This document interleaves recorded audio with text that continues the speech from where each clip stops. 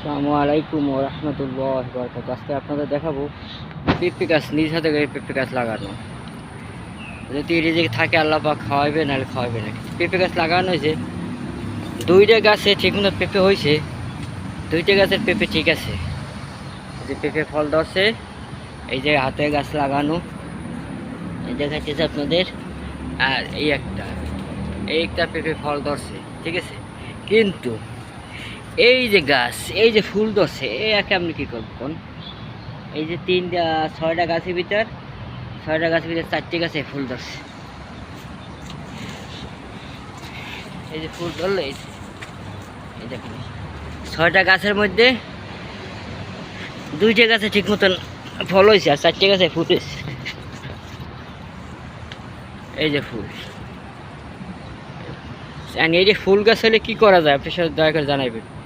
যে চারটে গাছে ফুল হয়ে গেছে,